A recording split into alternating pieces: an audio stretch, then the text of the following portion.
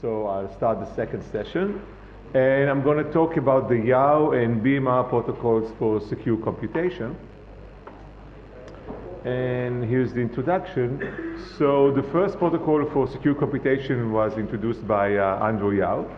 And this protocol was for the two-party case when there are two parties, often called Alice and Bob, who wants to compute some function securely. After Yaos, there have been several protocols for secure multi-party computation, where when you say multi-party, we usually mean more than two parties, so at least three parties. There was a protocol by Goldreich, Micali, and Vigdorson, which we call the GMW protocol.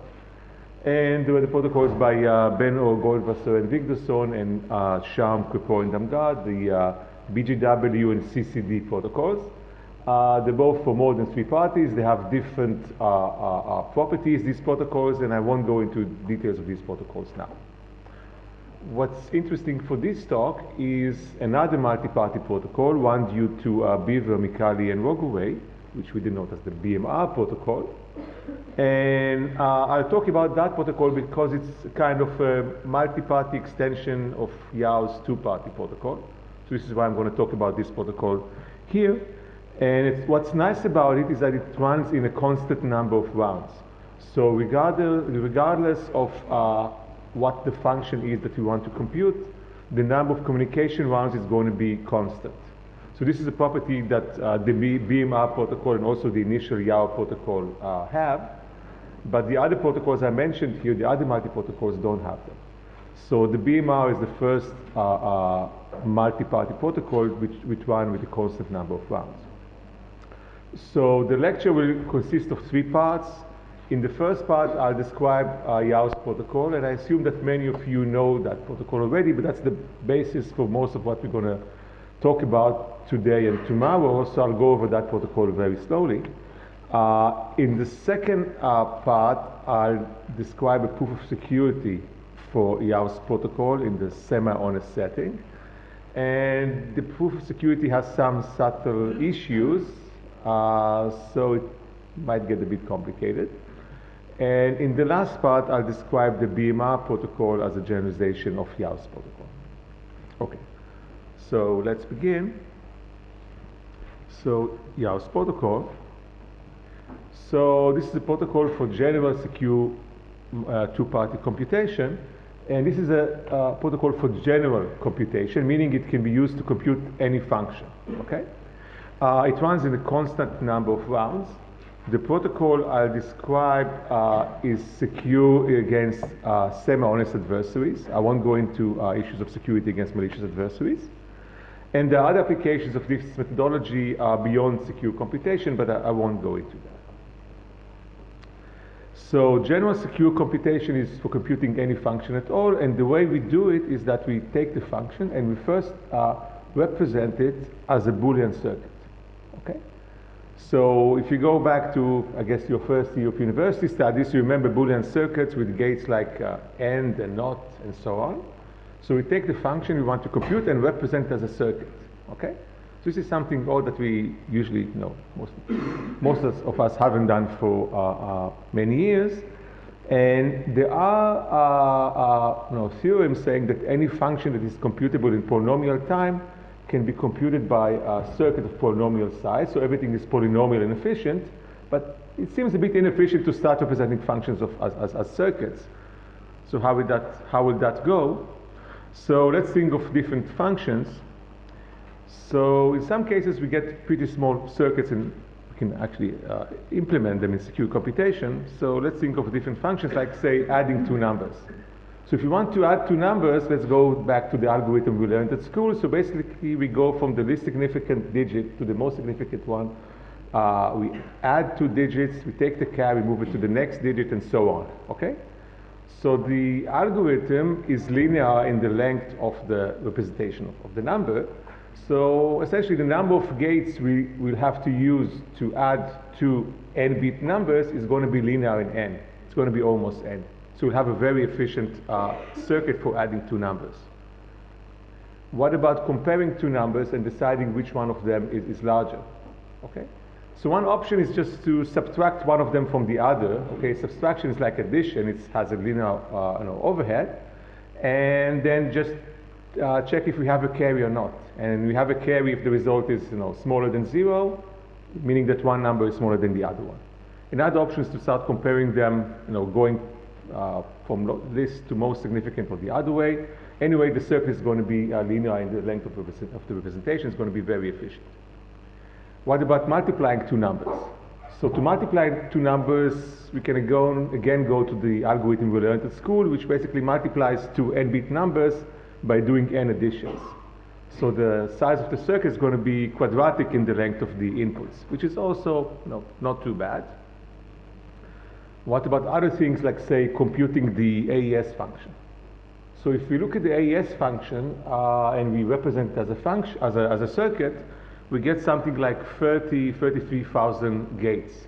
So that's not too bad either. We can securely compute circuits of that size.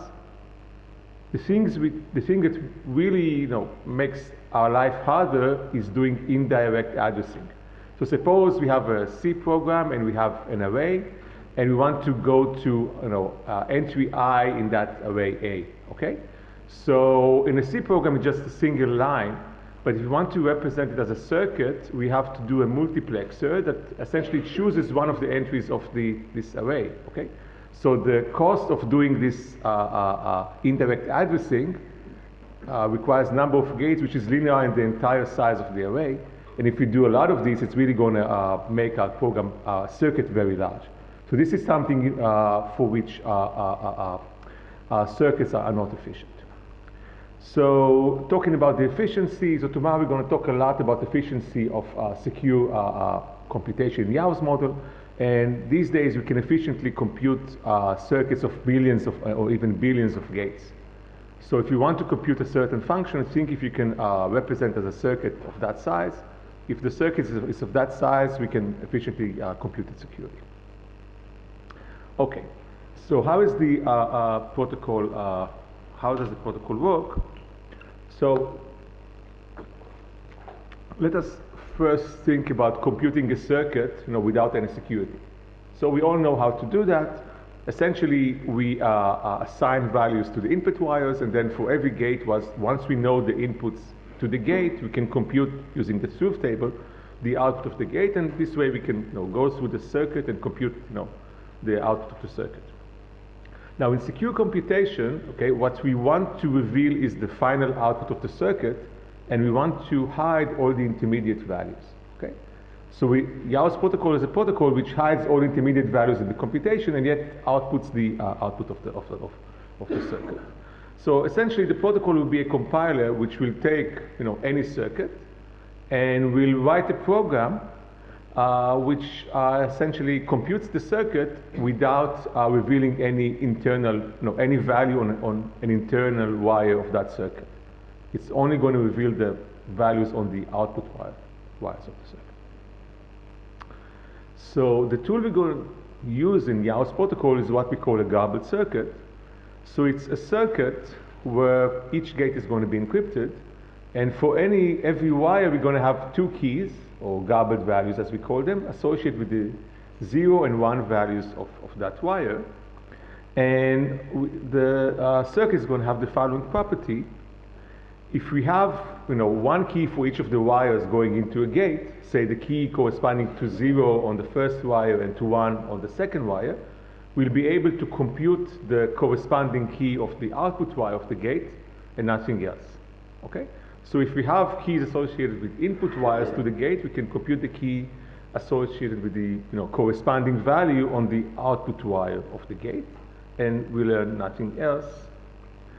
And the tool that we're going to use here is the tool we discussed in the previous lecture, oblivious transfer, where in oblivious transfer there's a sender that has two inputs, say x0 and x1. The receiver has an input b, which is a bit. And at the end of the protocol, the receiver learns xb and nothing else about the other x, and the sender learns nothing about b. So how do we construct the circuit? So essentially, for each wire, we're going to assign two random keys or goblet values, one for 0 and one for 1. And then we're going to encrypt each gate so that giving the 0 or 1 garbled values for the input wires of the gate, we can compute the corresponding garbled value on the output wire of the gate. So this is a gate, okay? So this is a plain gate, no encryption. This is an AND gate. You see the truth table on the side. It has input wires U and V and output wire W. Each one can have a 0 or 1 value. Here we replace the 0 and 1 value with the garbled values. So for each wire, we assign 2 keys, say K0 and K1. So KU0 and KU1 for the U wire and so on. And in the truth table, if you have the keys corresponding to, say, 0 on the 2 input wires, you get the key corresponding to 0 on the output wire. Okay? We just replace the keys with the plain values with keys. Now, in a garbled AND gate, we change the content of the table. So instead of the table containing just the garbled output value here, it contains an encryption of that garbled output value with the 2 keys corresponding to the input values. So if you look at the first entry of the gate, basically it says, if you have the key KU0 on wire U, and you have the key KV0 on wire V, okay, basically these keys correspond to zeros on both input wires, what the gate is going to contain the encryption of KW0 on the output wire, which is the output we should get, encrypted with the 2 keys corresponding to the 2 input wires. Okay? And this is what happens in each entry here. So each entry corresponds to a combination of input values, and it contains the encryption of the corresponding output value with the 2 keys corresponding to the inputs. Okay? So this is the garbled values, garbled tables we're going to use. Now something to note, so if I go back to this slide, when we're going to compute do the computation, the secure computation, a party that's going to evaluate the circuit is going to decrypt one of the entries of the gate, of this table, and we want to hide from it which internal values this entry corresponds to. So if we send the gates to that party, the table, in that order, and he happens to decrypt, say, the first entry, then he immediately knows what the first entry corresponds to 0, 0. Okay? So we should somehow hide this from him. So what we do in the secure computation, we use this table, but we permute the order of the rows. So instead of the first entry corresponding to 0, 0, it corresponds, say, in this case, to 1 and 0, and so on. And the party evaluating the circuit will still be able to decrypt just a single entry of this table, but decrypting, say, the first entry could correspond to any combination of the input wires. Okay? So this is just a simple trick to permute the order. Otherwise, decrypting an entry immediately reveals what this entry corresponds to. Now, at the end of the computation, we would like to somehow, provide an output. Okay. So for the output wires, we're going to provide translation tables which translate a garbled value to the corresponding plain value. Okay. So this translation table could be something like 0 corresponds to this garbled value KW0 on this gate, and 1 corresponds to this garbled value, and we'll provide these tables only for the output wires of the circuit for the values which should be revealed to the party evaluating the circuit. Now, there is some issue with providing these translation tables in this form. Okay, if this output wire W is also used as an input wire for another gate in the circuit, then just providing this garbled value, this KW0, and telling that this value corresponds to a 0 output would not be secure. Okay. So usually when we implement garbled circuits, what we provide in these tables are not the plain values KW0 saying that this value corresponds to 0, but rather some hash of that value and telling that it corresponds to 0. In that case, for the value which is not computed in the computation, the parties will not know what this value is, we just know a hash of that value. Okay? However, in this lecture, I'll describe this version, okay, because it's easier to prove. And it's secure as long as no output wire is used as an input to another gate in the circuit. Okay. So how do we construct a goblet circuit? Given any Boolean circuit, first we assign a random goblet values, goblet keys for each wire. And then we construct the goblet gates using the goblet values. Basically, each gate will have a table of 4 entries, as I described before. And the main property is that if we have goblet values for each input wire, we can evaluate a single entry of each gate. Then we have the goblet value for the output wire of that gate. Then we can go to the next level of gates in that circuit.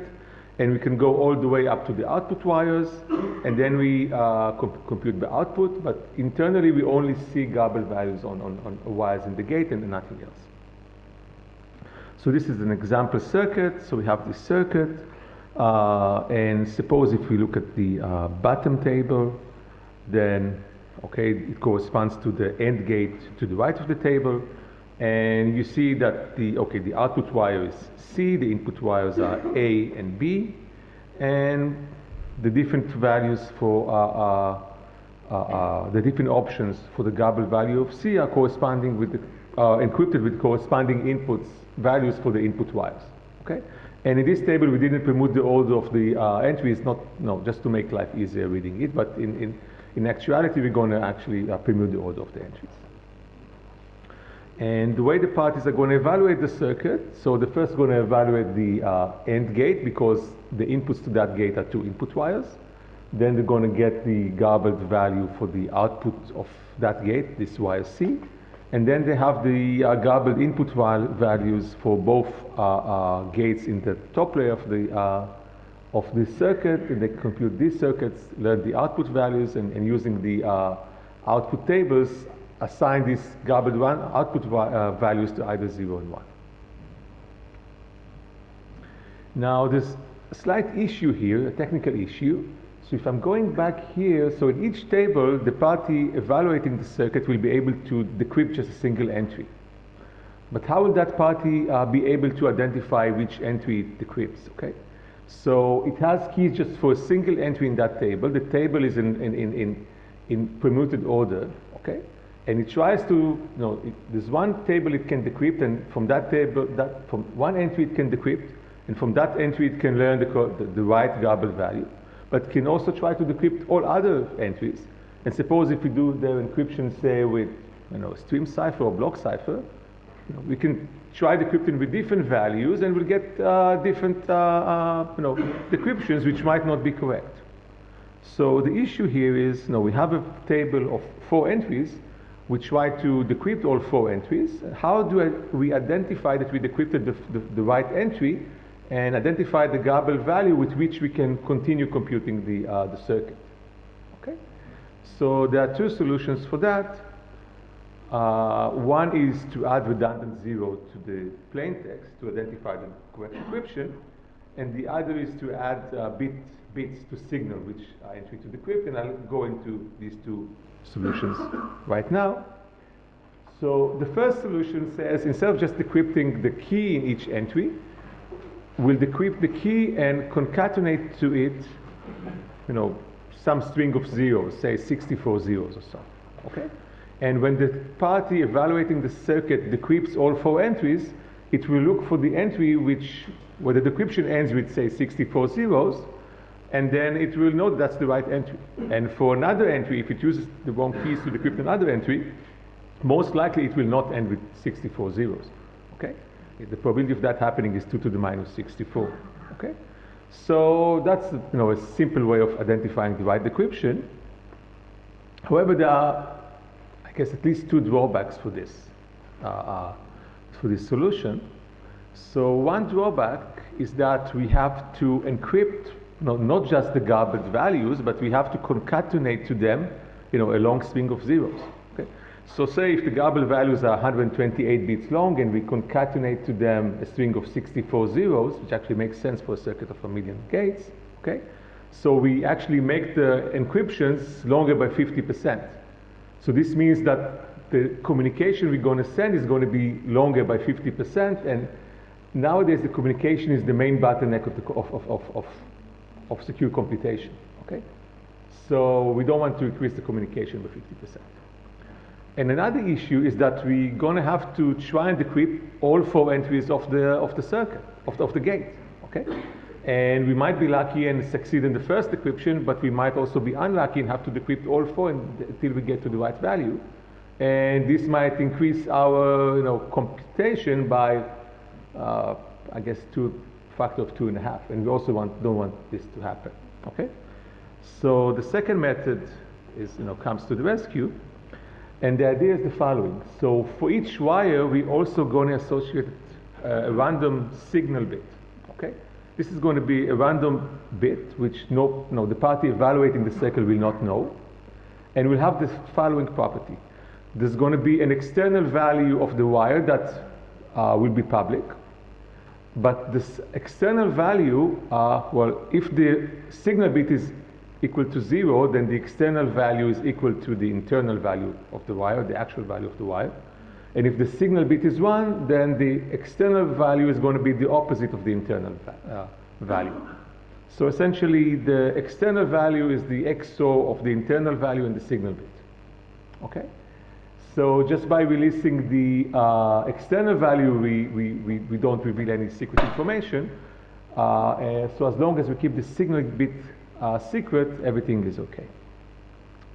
So in the table, what we're going to do, okay, so the external values during the computation will be known to the parties. The signal bit is going to be kept secret, so the external values reveal nothing about the internal values. The table we're going to provide is going to be ordered according to the external values, not the internal values. Okay. So now a party evaluating the circuit, if he knows that the external values of the, say, input wires are 0 and 1, he'll just go to the entry corresponding to 0, 1 in that table, meaning to the second entry, and will decrypt it. So it doesn't have to try decrypting all 4 entries. It knows immediately which entry to decrypt. And what we encrypt inside the encryption is not only the garble value of the output wire, but also the external value of that output wire. Okay? So now the party evaluating the circuit will know the external values for the output wires. So you know the external values going into the gates in the second level of the circuit, and also in the second level of the circuit, he'll know exactly which entry of the table to choose. So what we get here is that the party evaluating the circuit doesn't have to try and decrypt all 4 entries. It knows exactly which entry to encrypt. And also what we encrypt inside the encryptions is not the garble values concatenated with many zeros, but the garble values concatenated with just a single bit. So we save a lot in communication as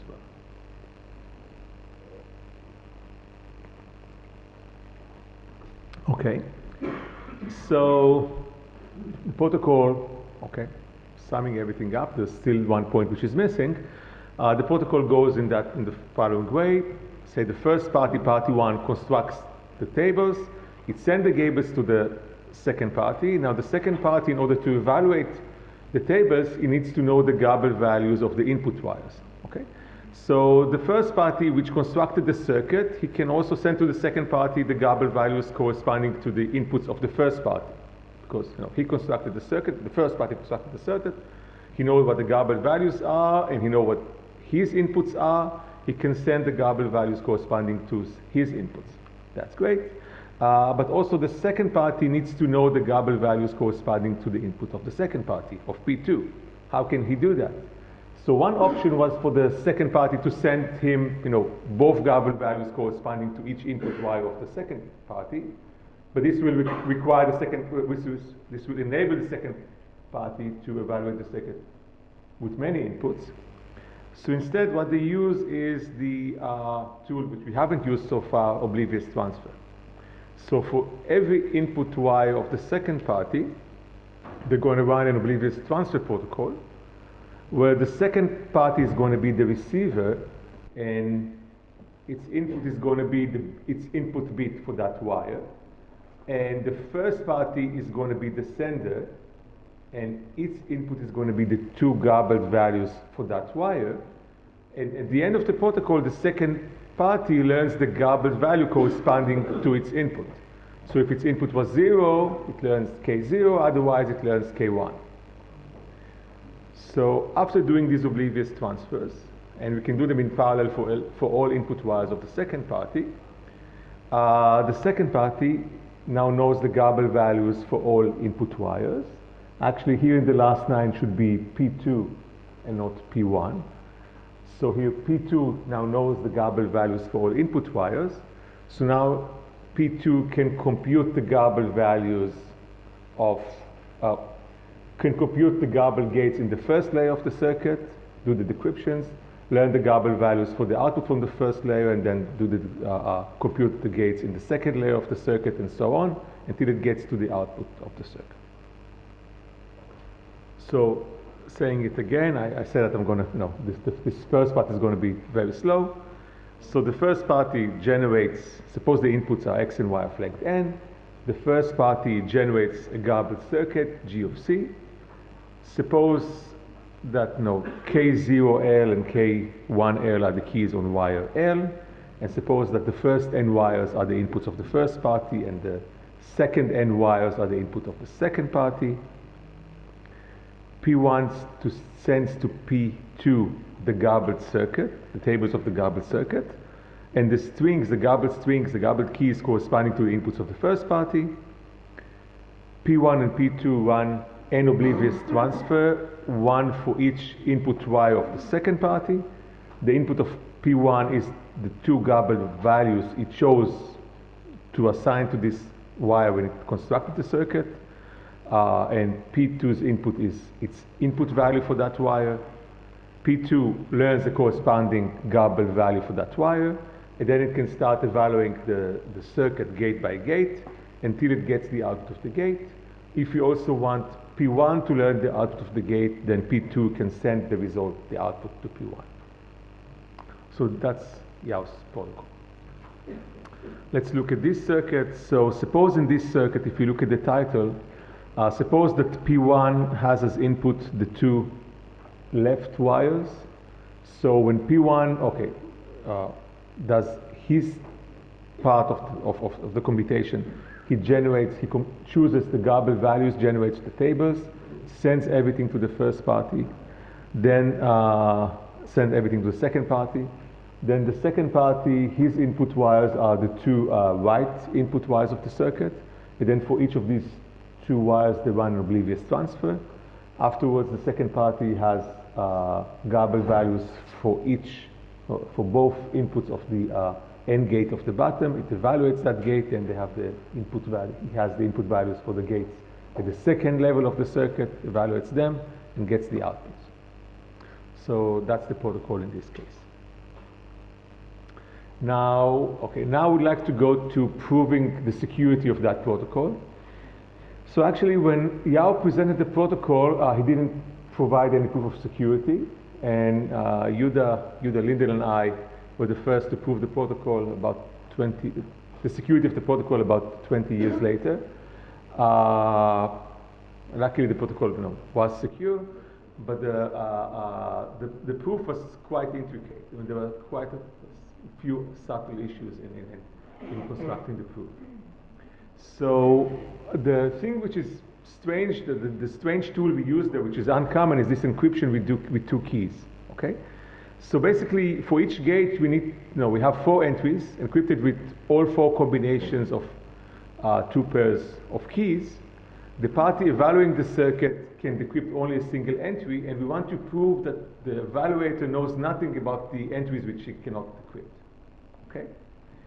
So it's actually not sufficient to use simple security definitions of encryption for that purpose. What we need to do is define a new version of encryption, which we call double encryption, which we represent there by E-bar, which gets 2 keys, KU and KV, encrypts a certain message. And what we also must provide here is some oracles, and the oracles basically let you access encryptions where one key, say KV in the first encryption, first example, is fixed. You don't know what it is. It's a key which was chosen, it's fixed. and you can choose the options for the other entries to this encryption function and compute an output. Now, the security definition we need is in this slide.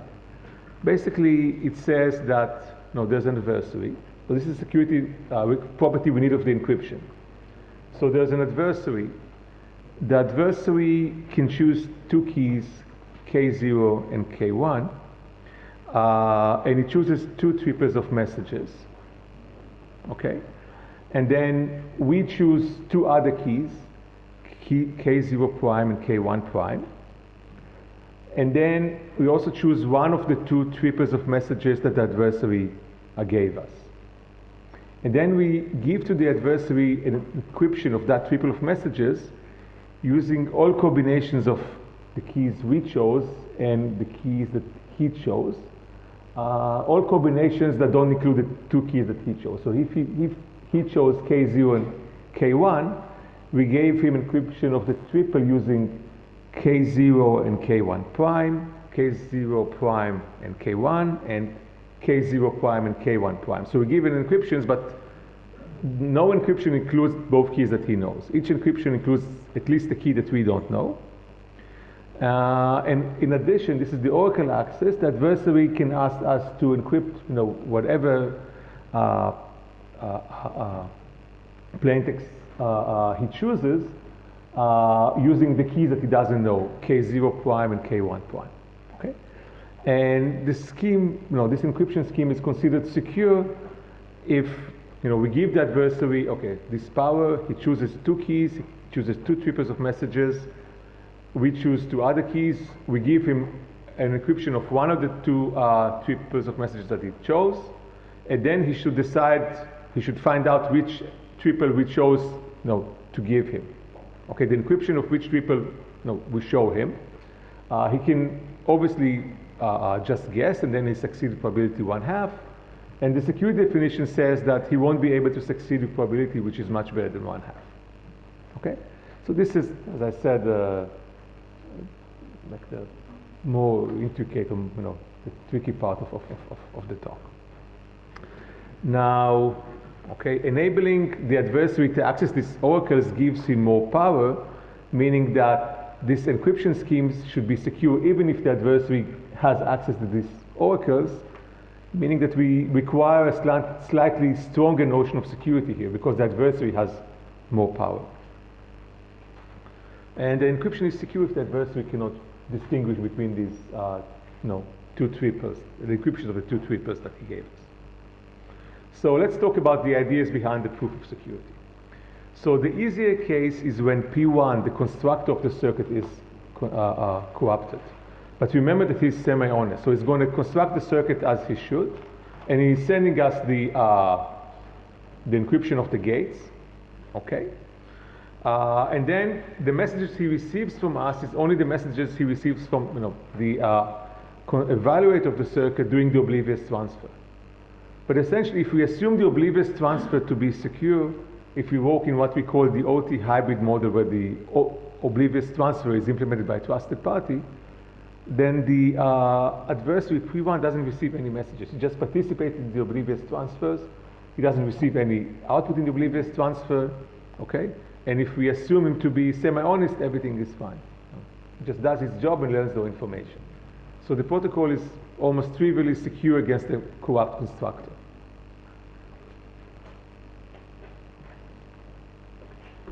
The tricky part is against a corrupt evaluator, corrupt P2. Now, we call the definition of security, okay? We need to show that everything he learns essentially in the computation can be computed from the input and output he received in the computation, okay? So basically, what he learns in the computation is the Goblet Circuit, okay?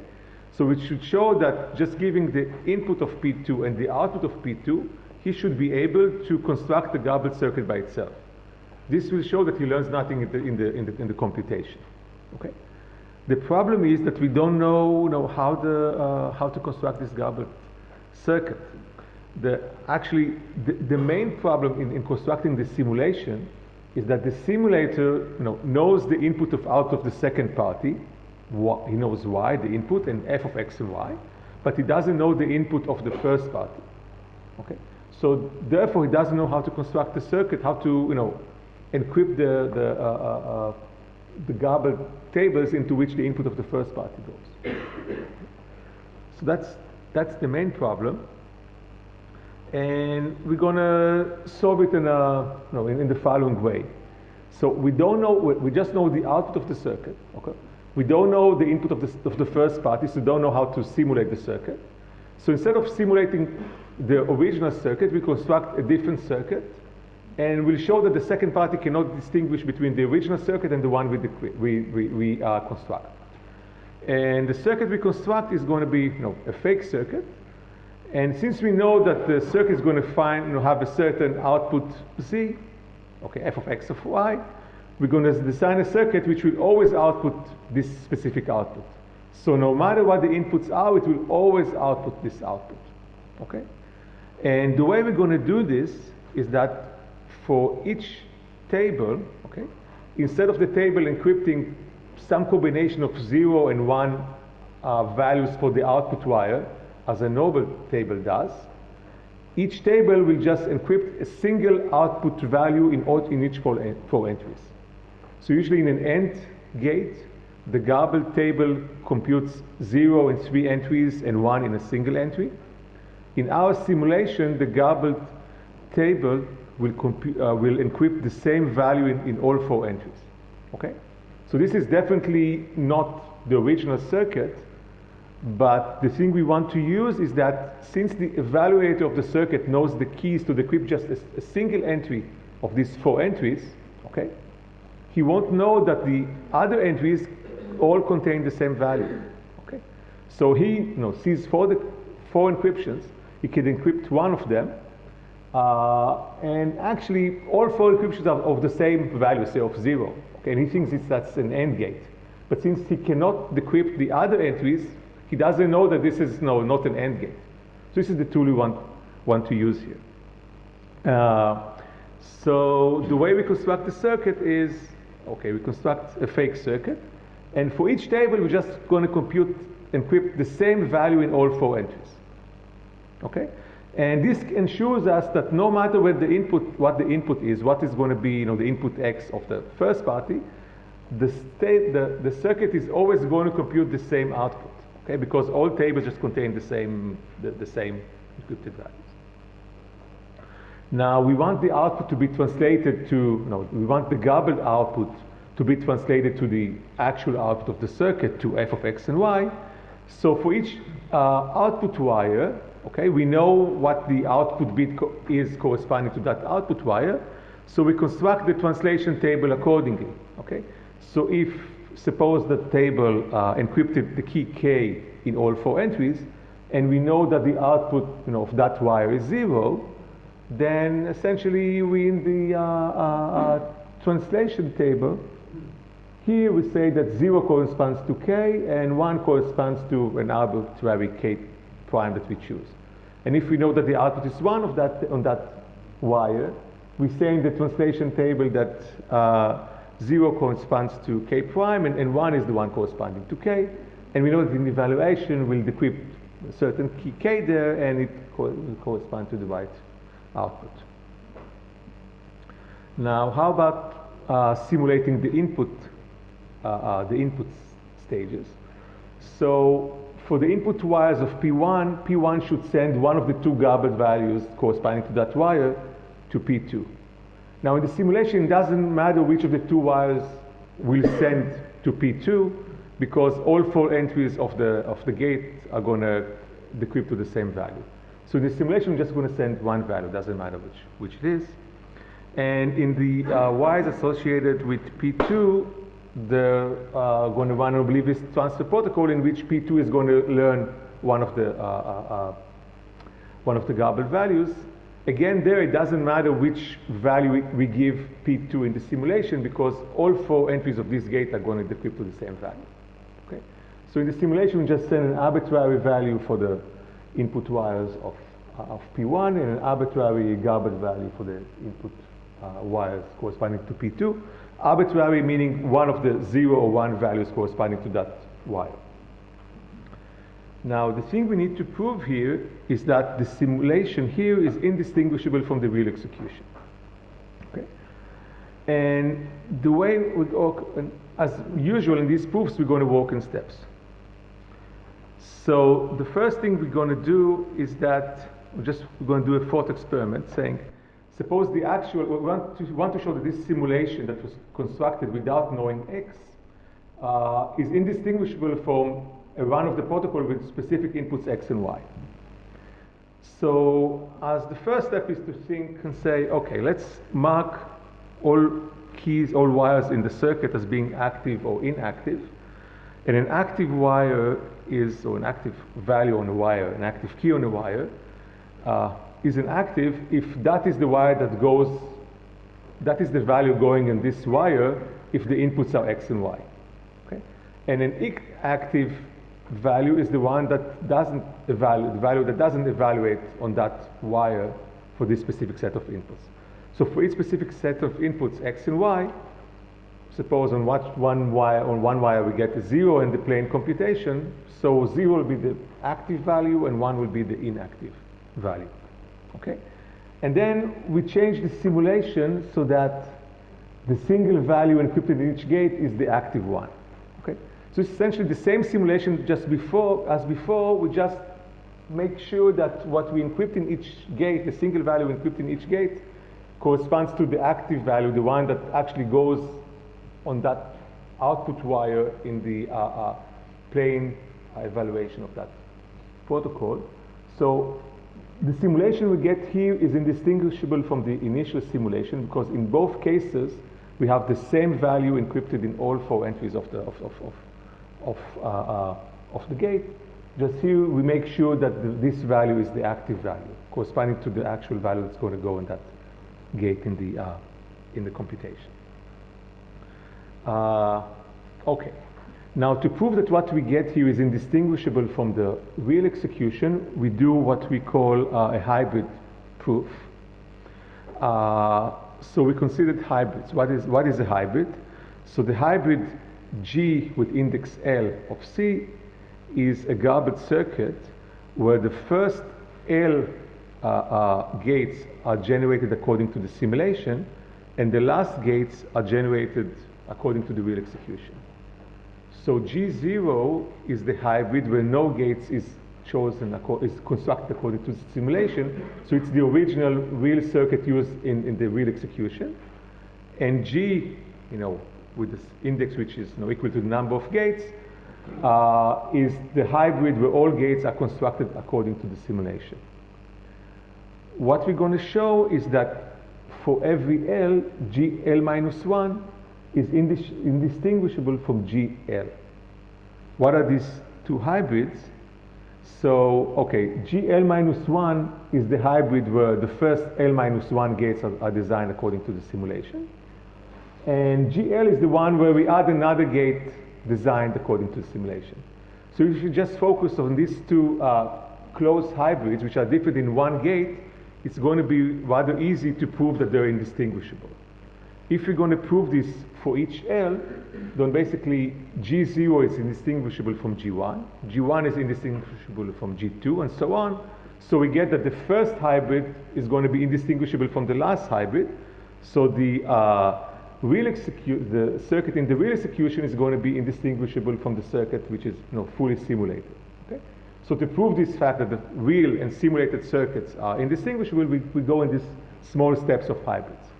So we just look at these two hybrids, and we want to show they're indistinguishable. So the only difference is in the in a single gate, the Lth gate. And the intuition says, okay, the evaluator can decrypt only a single entry of that gate. Okay, and so no matter what's in the other entries, okay, they're different, but the evaluator cannot decrypt them, so he won't be able to distinguish between the two cases.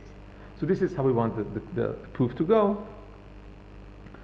And the observation says, okay, the active keys, okay, and the active keys encrypt the same entry in both hybrids. Okay, so it's the same entry, and in the other entries we might be encrypting different values, but the evaluator doesn't know the keys. So he won't be able to decrypt, so he won't be able to distinguish. So we should show that the three encryptions that the evaluator cannot decrypt are indistinguishable. So actually this is rather easy. There is one subtle issue. So if we look at the single hybrid, that's easy. But the problem is that some entries in this specific gate might also be used in other gates.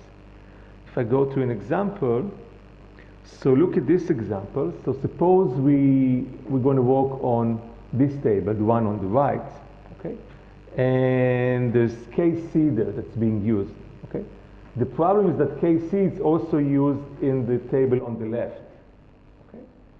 So whatever you want to claim about the table on the right, we should say that, you know, it won't affect the table on the left, but the hybrid just checks, you know, the cases where they just change the table on the right. So let's see how it goes. Okay, so we have this example circuit, and suppose that the output is 0, 1. Okay? So in the simulation, we change the tables so that, you know, all tables will encrypt the same value. And if we know that the output on the first wire on the left is 0, on F, the output is 0, then this table on the left should encrypt KF0 on all entries. So if I go back one slide, back and forth, you see that the only difference on the entry on the left is that the bottom entry, instead of encrypting a 1 before, encrypts a 0 now. The same is true on the entry on the table on the right. We know that the output is going to be 1, so we make sure that all values encrypted in that table are 1. So if I go back and forth, the only difference is that we change an encryption of, you know, the Goblet value of 0 to encryption of the Goblet value of 1 on the output wire. Okay? And the same on the bottom table. Now, suppose I had specific inputs, 0, 1 on the two left wires and 1, 0 on the two right wires. Then the active keys are the one which I didn't highlight, and the inactive keys are the one which are highlighted. So if you see the active one are 0 on the left wire, KD0, then 1 on the second wire, and so on. The highlighted one are the inactive keys. Okay? Now, these inactive keys are not going to be used in encryption. So these are, you know, all the keys, you know, which we won't be used in the computation, so the adversary will not know the, how to decrypt them. Now, what we have to do, this is like a technical change we have to do here. Instead of, in this first table, instead of encrypting the inactive key in that table, we must make sure it encrypts the active key. But making these changes, the first change I described in the simulation, doesn't make a change because the table still encrypts the same value in all 4 entries using the same keys. So we only change the keys here, the values decrypted, not the keys. So it's indistinguishable from the original table. Now, suppose we're working on a hybrid which just looks at, say, the table on the right. So this is the one, this is the value of this table in the simulation, and this is the value in the real execution. The only difference is in the first table. In the real execution, it encrypts a 0 because that's an OR gate. In the simulation, it encrypts a 1. Okay, that's the only difference. Note that this difference is in an entry where one of the keys is an inactive key. Okay, it's highlighted. An inactive key is a key which the evaluator doesn't have. So even though we change the value encrypted there, the evaluator should not be able to notice that because it doesn't have one of the keys. Okay. The problem we have in the proof is that this key, KC0 used here, it's also used in the left table. So proving this property is a bit, it's tricky. So essentially what we have to do here is that in that OR gate, okay, we have to, we had a case where the inactive key KC0 encrypts the key KG1 in the simulation. However, in the real execution, KC0 encrypted KG0. This is the only difference between the simulation and the real execution. The indistinguishability follows from the fact that the encryptions under this inactive key that the adversary, that the evaluator doesn't know, should be indistinguishable, because there's one key that we don't know here. The hard part here, what I highlight as the bad news, is that this key KC0 is also used in other gates. If I go to the next slide, this KC0 is also used here in the left gate. Okay, so this makes the proof hard. Now I go back one slide, and the solution is this special double encryption property that we required from the encryption. Okay, so if I go to the definition of encryption, this strange properties we required of the encryption made sure that we can do the simulation. Okay, so if we recall, the adversary could choose two keys, K0 and K1. These are the active keys that he knows in the evaluation. There are two keys which he didn't know, K0 prime and K1 prime, and these are the inactive keys. And he could call these oracles, so in the actual proof he could call these oracles to generate these tables. Okay, these tables, this table on the left that he uses the keys that he doesn't know. So the proof is a bit intricate, but okay, I didn't go to all the details, but if we show that these two hybrids, GL-1 and GL, are indistinguishable, and this is true for each two pair of adjacent hybrids, then if we go from the first hybrid, which is the simulated circuit, to the last one, which is the real circuit, we get that any pair is indistinguishable. Therefore, the first one is indistinguishable from the last one. So if you're interested, you should really go and read the paper, because it contains all the details which I skipped over here.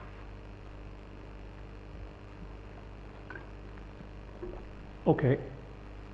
So assuming the proof of security, how efficient is Yaos computation? So in terms of communication, so the constructor sends the table to the first party. That's one message. Then they do an oblivious transfer, okay, which, okay, has maybe 2 rounds, maybe more, depending on the variant. Then the second party can evaluate the circuit and learn the output. If you also want the first party to learn the output, then the second party might be required to send the output back to the first party. So we get between 2 and 4 rounds of communication, depending on the variant. The number of oblivious transfers is 1 for each input bit of the second party, so it's as long as the input of the second party. For each gate, we need to do 8 encryptions to generate the Goblet table, and 2 decryptions to evaluate it. Okay, so everything is linear in the size of the circuit, so it should be, it's quite efficient. So this is essentially, how the state of the art stopped maybe 20 or 10 years ago, and then in recent years there was a lot of work on improving the constants. So in the early days, everything was thought to be theoretical. So if it's 8 encryptions or 2 encryptions or 80 encryptions, it's all constant, it's all the same. Okay. Once we realized that these things could be practical, then any if we reduce the 8 encryptions to 4 encryptions or to 3 encryptions, we reduce the overall running time, the computation maybe by a factor of 50%, which might be very important. Okay. So in recent years, there was a lot of work on improving the constants. And most of tomorrow is going to be devoted to these improvements. Okay, and I forgot to say it before, how much do we have to send here? So for circuits of 33,000 gates like AES, if we use 128-bit encryption, sending the tables is about 0.5 MB. Okay, so recall before I said that if we didn't use these signal bits and we just had to concatenate zeros to each entry in the table, we increase communication by 50%, so that's quite a bit. And also each of the improvements we're going to show tomorrow, if it saves, say, 25 or 50%, that's also quite a lot. So these are about the sizes we have here. And as I said, we can these days evaluate circuits of millions or billions of gates. Now, what about malicious adversaries? Everything that I said now, until now, was about semi-honest adversaries. Now, suppose that oblivious transfer is secure, and we do have oblivious transfer secure against malicious adversaries. So what can a corrupt P1, a corrupt constructor, do? So he doesn't learn anything. If the only thing, the only interaction in which he might learn anything is the oblivious transfer. If the oblivious transfer is secure against malicious behavior, he will not learn anything. So a corrupt constructor cannot learn anything. So we have privacy against a corrupt constructor. And it's also possible quite easily to prove full security against a corrupt evaluator. The main problem is that we need to make sure that the function that is evaluated is the right one. Okay? Nothing prevents a corrupt constructor of the circuit, corrupt P1, for constructing a circuit computing a different function. Okay? Suppose the function should compare whether my salary is bigger than his. He can design a circuit which always output that his salary is bigger. Okay? He can construct any circuit that he chooses. So this is bad for correctness, but it can also affect privacy. Suppose that what the first party does, he'll design a circuit that computes everything correctly if the most significant bit of my input is 0, and somehow doesn't decrypt correctly if the most significant bit of my input is 1. Just say the entry in the table that I should decrypt if the most significant bit of my input is 1 is, just contains a random value. It doesn't contain the real encryption. So in that case, suppose I evaluate the circuit as the evaluator, and then the first entry doesn't, a certain entry in the table doesn't decrypt well, and I complain. I'm telling him that you constructed the circuit, and I'm not able to evaluate it. In that case, he learned. If you design a circuit that doesn't compute well if a certain bit of my input is 1, and if I complain, he learns that this bit of my input was 1. And if I finish the computation and I don't complain, he learns that this bit of my input was 0. Okay? So you can do quite a lot here. So by designing circuits that sometimes work well and sometimes abort depending on the input of the other party, and if the constructor of the circuit has a way of identifying when the other party computes the function correctly or not, he'll be able to learn information about the input of the evaluator of the circuit. So that's not good. And designing construction secure against malicious adversaries was quite hard. Okay. So in this last part of the talk, I'll talk about the Beaver-Micali-Rogoway protocol, the BMR protocol. So if someone didn't listen during the proof, you can listen back in, because we're just going to describe this new protocol. So this protocol is a multi-party version of Yaos protocol, and the nice property of this protocol is that it runs in a constant number of communication rounds. Okay, so regardless what is the circuit we're computing, the number of communication rounds is going to be constant. And this is different than the other multi-party protocols we had, GMW, BGW, and CCD, where the number of communication rounds was linear in the depth of the circuit. Okay, so this is a very nice property of the BMR protocol. Okay, so the initial protocol was described in a paper from 1990, and there's a paper on Fairplay MP, which is a system which actually implemented this protocol, which is from 20 years later in 2010. And I think it's probably much easier to read the second paper than the first one. The first one was more interested in showing feasibility results, showing, look, we can do multi-party computation in a constant number of rounds and polynomial overhead. It's probably at that time we didn't think that these things will be implemented anytime. So it didn't care about the constants. The later work actually, contained an implementation, so it contains a lot of, changes and improvements to make things, run more efficiently, and also describes the better result, the initial results more nicely. Saying it in other, differently, the first paper shows a theorem saying, secure multi-party computation can be done in a constant number of rounds. The second paper shows a system and a program and a compiler which actually can actually run. So what's the basic idea? So we have n parties here. And as in Yaos, we're going to associate two keys for each wire, one corresponding to 0 and one corresponding to 1. Here we're going to call them seeds. And the important property here was that every one of these seeds, okay, is going to be a concatenation of seeds chosen by each of the n parties. So in Yaos protocol, one party was the constructor, and he chose the seeds for all of the wires. In the BMR protocol, all parties contribute a seed to each of the wires. Okay, so the seed of each wire is going to be a concatenation of seeds contributed by all of the parties. Okay, each wire has two such seeds, one for 0, one for 1, and they were generated for inputs of all parties.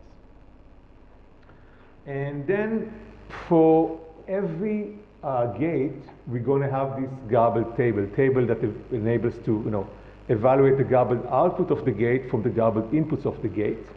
Now in Yaos, there was one party who constructed the circuit, and he constructed the gate. Okay. In BMR, the garbled values are collaboratively chosen by all parties. So they're also collaboratively computing each of these gates. Now, obviously, they're also going to compute the output of the circuits, so they shouldn't learn too much about these gates. Okay, so the computation of these gates is going to be done using secure computation.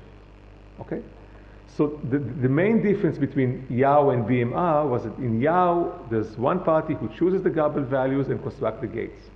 In BMR, the garbled values are concatenation of values chosen by each of all parties, and they all do a secure computation to evaluate the gates. So essentially, there are going to be two phases in the BMR protocol. The first phase is like a pre-processing multi-party computation when the parties together construct the gates. And then in the second phase, they provide their inputs to the actual computation of the function they want to evaluate, and then they evaluate the gates that they computed in the first phase. Okay. So how are they going to do this? So wires, so here we have a gate with input wires A and B and output wire C. So wire A has two seeds, SA10 and SA11, chosen by the first party by P1. And so on, each party chooses two seeds for that wire. Pn chooses SAN0 and SAN1. And similarly, each wire has seeds of that sort. And each wire also have a secret bit lambda. And the property is that if lambda A is 0, then the garbled values of 0 correspond to an internal value of 0 on that wire. And the garbled values of 1 are going to correspond to an internal value of 1 on that wire. However, if lambda A corresponds to 1, then the opposite happens. The garbled values of 0 are going to correspond to an internal value of 1, and the garbled values of 1 are going to correspond to an internal value of 0. So if the lambda values are random and are kept hidden from the parties, okay, then even if the parties know that they used the seeds of seed 0 on this specific wire, they don't know if these seeds of 0 correspond to the internal value of 0 of 1. So then they learn nothing about the actual value going on that wire. Okay. So these lambda values are going to be random and hidden from the parties. Essentially, all of the parties are going to have a sharing of these lambda values. Now look at this gate. Suppose that lambda A is 0, lambda B is 1, and lambda C is 0. Now the seeds of 0 on A and of 0 on B, they correspond to internal value of 0 on wire A because lambda A is 0, and to an internal value of 1 on wire B because wire B is, lambda B is 1. Therefore, the end of these two values is C equals 0. And because lambda C is 0, then an internal value of 0 on C will corresponds to the 0 seeds of C.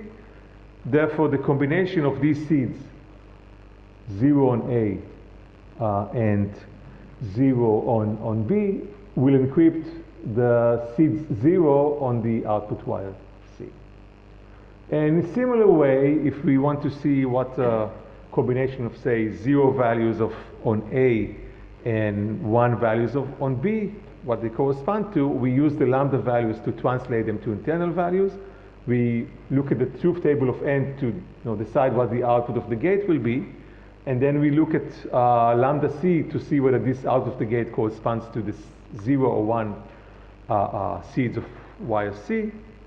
And then we know if say the 0 and 1 seeds of the input wires, what seeds of the output wire they should encrypt. So in that way, I described to you how to construct the garbled value of that table. Okay, so essentially this garbled value should take the seeds corresponding to 0 and to 0, and based on the lambda values, decide if they encrypt the seeds corresponding to 0 or to 1 on the output wire, and so on for each combination of the seeds of the input wires. Okay, so how do we do that? So essentially, okay, for each gate, the table encrypting that gate, okay, is a deterministic function of the lambda values associated with the wires going into that gate and out of that gate, and the seeds going into that gate and out of that gate. So in the previous slide, I described to you how to do it for that specific AND gate in this combination of input values. But you can write a program which decides, based on the lambda values and the seeds, how to encrypt, how to generate the this garbled table of that wire. So basically, it should generate 4 encryptions. Okay. So the interesting thing here, so this is where this is where the theorem ends. Okay, and then we can talk about making it more efficient. And actually, the BMR paper worked more than this step. But the interesting thing to note here is that to do this computation to compute the garbled table of a gate, okay, well, all these values which affect the value of this, these garbled tables are inputs which are known to the parties, okay? And these lambda values, the parties can share them between themselves. Say each party will have a random bit, and the lambda value of A is the XOR of these random bits. So essentially, to construct the gate, what we can do is do a secure computation between the parties. Each party's input is its own share of the seeds and its own share of the lambda values. And this computation does this maybe complex computation, at the end of which we do the encryption, we generate the encryption of the garbled table of the wire. Okay, that's the nice, the very important thing discovered by BMR, and what's important about this computation is that it depends on how we encrypt the gate. If you use AES or DES or whatever, okay, but it doesn't depend on the size of the circuit. So this computation for encrypting a specific gate of the table, okay, only depends on how we decide to encrypt it. It doesn't depend on the other gates of the circuit. Okay, therefore we can run each of these computations for each of the gates independently, and also what's the overhead of this gate? Well, I don't know exactly what the overhead is, but it's independent of the entire size of the circuit. It only depends on how I decide to encrypt this gate. And how many communication rounds do I need to do the secure computation of this gate? Well, I'm not sure exactly. It depends. I know, but at this stage, I'm not sure. But if we do a secure computation for computing this gate, we can use any of the protocols I described before, this GMW, BGW, CCD protocols. And regardless, the number of communication rounds that they do depends on the function they need to compute. But here they compute a function whose size is kind of constant. It doesn't depend on the size of the function, of the main function I want to compute. So the number of rounds for this computation is going to be constant, regardless of what protocol I'm going to use for the secure computation.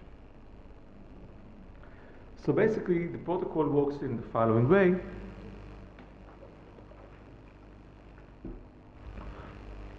So in an offline stage, before the parties have their inputs, they just know that they want to compute this function some time in the future. So they know what is the circuit computing this function. And they say, okay, let's compute the goblet circuits that will enable us to evaluate this function. So for each of the gates of that function, they compute a table of size 4, okay, which is essentially the one I described before, and they do it in parallel for all gates. So each of the parties chooses a seed, okay, for each of the wires. So for each wire, we'll have a seed, which is a concatenation of the seeds chosen by all parties. And then they run a secure protocol for each gate, which runs in a constant number of rounds. So this actually, in the BMR paper, it's like maybe, it's less than one paragraph saying this. But if you want to implement the protocol, this is the main bottleneck, doing this computation efficiently, okay? But at least, in terms of feasibility, it runs in a constant number of rounds. And in the fair play MP work, we actually made it very efficient. Okay, we used XORs and BGW and made it very efficient.